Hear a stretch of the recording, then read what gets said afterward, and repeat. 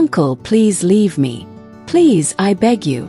Ada's small hands pushed against his chest, but he was too strong. Uncle Peter's face was dark with anger as he covered her mouth with his rough hands. His breath smelled bad like stale onions and his grip was tight. "Stop fighting me, Ada. If you make noise, I will hurt you," he whispered. Tears ran down Ada's face as she tried to scream, but his palm muffled her voice. Her body shook with fear. She felt trapped, helpless, alone. The walls of her bedroom, once bright and full of her favorite pink posters, now felt like a prison. Outside, the sun was setting, painting the sky orange and red. Cars passed on the street. Children laughed somewhere far away. But inside this house, Ada's world was dark. After what felt like forever, Uncle Peter finally let go of her. She curled up in a corner of the room, crying softly. "If you tell anyone, I will kill you," Uncle Peter said, adjusting his shirt. His voice was calm, but his eyes were cold. "Remember, your parents are never home. I am always here when they are not. No one will believe you." He walked out, leaving Ada shaking, her tiny hands gripping her dress. Her heart pounded so hard she thought it would burst. Ada was just 12 years old. She had always been a happy girl, smart, playful, and full of dreams. But everything changed when her parents hired Uncle Peter to be her home teacher. Her father, Mr. Okafor, was a bank manager. He left the house before sunrise and came home late at night, always tired, always busy. Her mother, Mrs. Okafor, was a nurse who worked long shifts at the hospital. Sometimes she even worked overnight. They both loved Ada, but they never had time for her. "We are doing this for you, Ada," her father always said, "so you can have a good life." Her mother would pat her head and smile. "One day you'll understand," she would say before rushing out. And so, Ada was always alone. The house was big, with polished floors and fancy furniture, but it felt empty. The only time it was noisy was when Uncle Peter came. And each time he came, Ada felt a deep fear in her chest. One evening, after Uncle Peter left, Ada sat in the living room, waiting for her mother. As soon as she walked in, Ada ran to her. "Mummy, I need to tell you something." "Please, it's important," she said, her voice shaking. Her mother sighed, dropping her bag on the couch. "Ada, I just came back from work. I'm very tired. Can we talk later?" Ada's lips trembled. "But Mummy, Ada, please.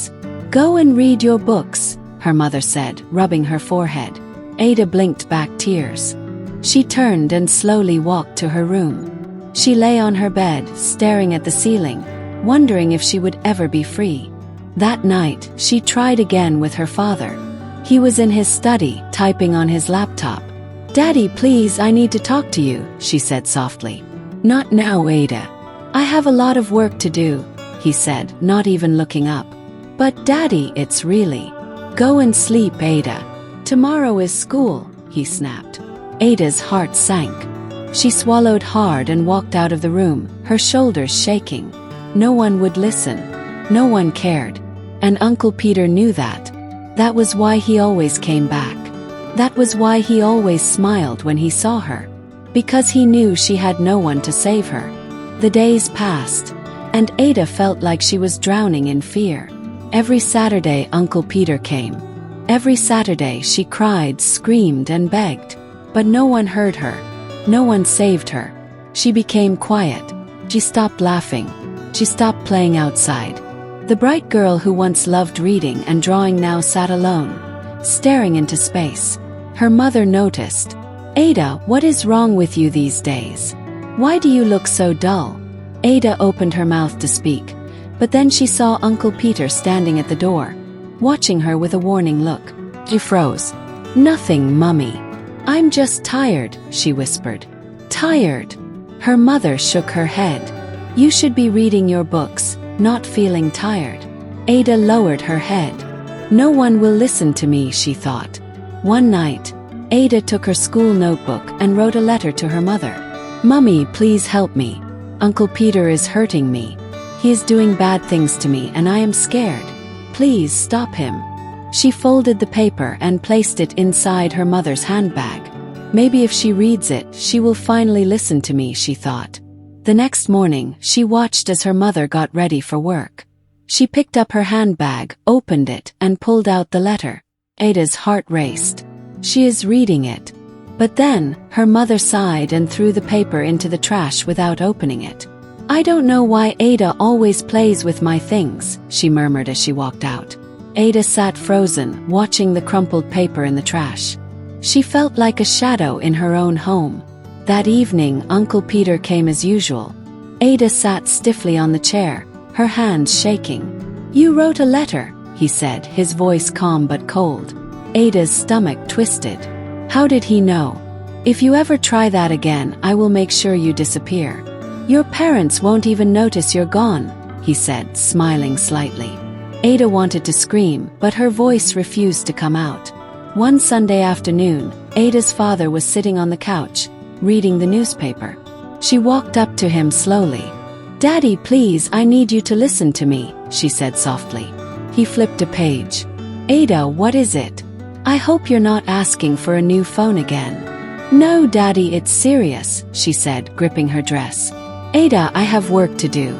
Go and call your mother, he said. But Enough, Ada. You are too old to be disturbing me with every little thing. Tears stung her eyes. Her hands fell to her sides. That night, she cried herself to sleep. She had no voice in her own home. She was all alone. And Uncle Peter knew it. He knew no one would listen. That was why he never stopped. Ada sat on her bed, hugging her knees. Her body ached, her heart felt heavy, and her mind was filled with fear. She had lost count of how many times Uncle Peter had hurt her. Every weekend it was the same horror. Every weekend she tried to tell someone, but no one listened. She thought about running away, but where would she go?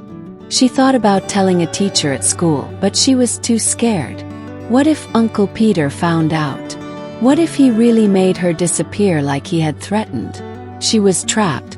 At school, Ada's teacher, Mrs. Bellow, noticed the change in her.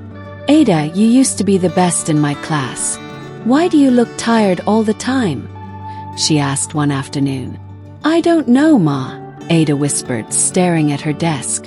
Are you sick? Mrs. Bellow asked. Ada wanted to say something. She wanted to scream, help me. But the words refused to come out. If something is wrong, you can talk to me, Mrs. Bellow said gently. Ada nodded, but inside she felt like a bird with broken wings. Even if she tried to fly, she would never get far. One evening, Ada sat in the living room watching TV. Suddenly, she felt a sharp pain in her stomach. She gasped, gripping her belly. The pain was strong, twisting inside her. She ran to the bathroom, and when she pulled down her underwear, she saw blood. Her breath caught in her throat. What is happening to me? She whispered. She had heard girls in school whisper about periods, but she never thought it would happen to her so soon. Panic filled her chest. She needed to tell her mother.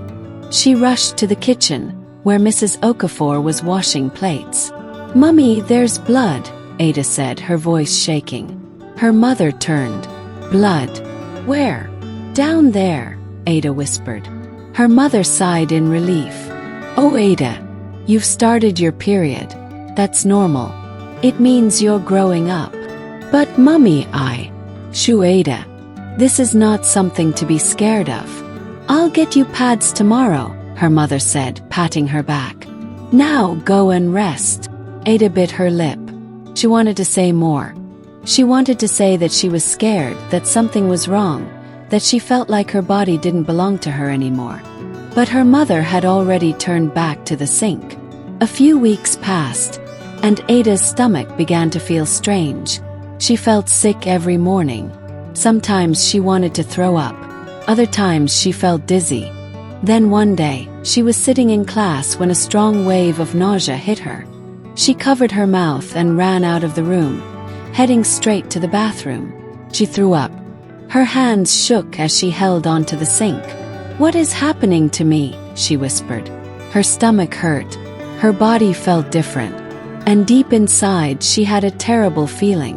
Something was wrong. Something was very, very wrong. Mrs. Okafor sat on the couch, staring at her daughter. Something was different about Ada. Her face looked pale, and her body seemed to be changing. She had noticed Ada throwing up in the mornings, refusing food, and always looking tired. "Ada, come here," she called, her voice filled with concern. Ada hesitated but slowly walked to her mother. "What is wrong with you?" Mrs. Okafor asked, looking straight into her eyes. "Nothing, Mama," Ada mumbled, keeping her head down. Mrs. Okafor wasn't convinced. She had been a mother long enough to know when something was wrong. "Are you sick? Have you been eating well?" she pressed. Ada swallowed hard. "I'm fine, Mama." But she wasn't. At that moment, Mr. Okafor walked in. "What is going on?" he asked, noticing the serious look on his wife's face. "It's Ada. She's been acting strange. I think we need to take her to the hospital." Mr. Okafor sighed. "All right, let's go first thing in the morning." Ada's heart pounded. She knew what the doctor would say. She wanted to scream, to run, but there was nowhere to go. The next morning they arrived at the hospital. The doctor, an elderly man with kind eyes, examined Ada. He asked a few questions and then sent her for tests. When the results came, he removed his glasses and sighed. "Mr. and Mrs. Okafor, your daughter is 3 months pregnant." The room fell silent. Mrs. Okafor's hands flew to her mouth. No, this is not possible." Mr. Okafor gripped the arm of his chair. "Pregnant? How?" His voice shook with anger. Ada stared at the floor, tears streaming down her face. "Ada!" her mother screamed. "Who did this to you?" She sobbed harder. "Answer me!" her father roared. Ada took a deep breath, her body trembling. "It was Uncle Peter," she whispered. Mrs. Okafor gasped. "What did you say?" "The home teacher you brought for me. He has been hurting me for years. I tried to tell you, Mama. I tried, Papa. But you never listened." A heavy silence filled the room. Then everything exploded. "That devil!" Mr. Okafor roared, jumping to his feet. "I will kill him." Mrs. Okafor collapsed onto the chair, sobbing. "Oh my God! My daughter! My baby!" Mr. Okafor grabbed his car keys. "I'm going to his house now." "Wait," the doctor interrupted. "You need to calm down and handle this the right way." But Mr. Okafor wasn't listening. He stormed out, and Mrs. Okafor ran after him. Minutes later, they arrived at Peter's house. Mr. Okafor banged on the door, his fists shaking with rage. "Peter, come out." The door opened slightly. Peter peeked out, looking surprised. "Ah, Mr. Okafor, what brings you?" Before he could finish, Mr. Okafor grabbed him by the collar and slammed him against the wall. "You evil man! You ruined my daughter's life." Peter stammered. "Sir, I don't know what you're talking about." Mrs. Okafor slapped him hard. "Liar!" she screamed. "You are a demon." Neighbors gathered, watching in shock. Someone called the police. Moments later, sirens filled the air. The police arrived and Mr. Okafor shouted, "Arrest this man! He abused my daughter." The officers turned to Peter. "Is this true?" one asked. Peter stuttered, but his guilty face said it all. "Take him away," the officer ordered. As the police dragged him to the car, Peter glared at Mr. Okafor. "This is not over," he hissed. "Oh, it is," Mr. Okafor spat back. "You will rot in jail." As the police car drove away, Mrs. Okafor broke down. "What have we done?" she sobbed. "We failed our child." Mr. Okafor held her close. "We will fix this. We will stand by her." Back home, Ada lay on her bed, staring at the ceiling. Her parents entered, their faces filled with pain. Her mother knelt beside her. My child. I'm so sorry. We should have listened.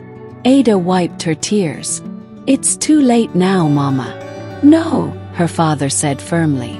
It's not too late. We will walk this journey with you.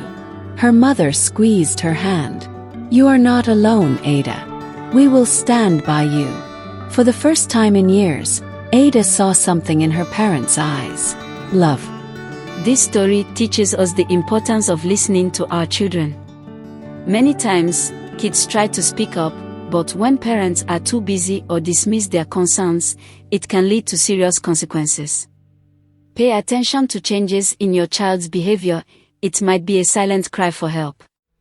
It also reminds us that evil can sometimes hide in trusted people, like family, friends, teachers, or neighbors. Always be vigilant about who has access to your child. Lastly, this story shows that support and love can help heal even the deepest wounds. No matter what has happened, standing by your loved ones can give them strength to move forward. A big thank you to our amazing viewers. If you've watched or read up to this point, you are the real MVP. You are the true VIP, and I appreciate you so much. To all my new and returning viewers, thank you for always supporting, watching, and engaging with my content. It means the world to me. If you enjoyed this story, don't forget to like this video, comment your thoughts below, subscribe for more amazing stories, share with your friends and family. Your support keeps this channel going, and I can't wait to bring you more powerful and inspiring stories. Stay tuned for the next one. Much love.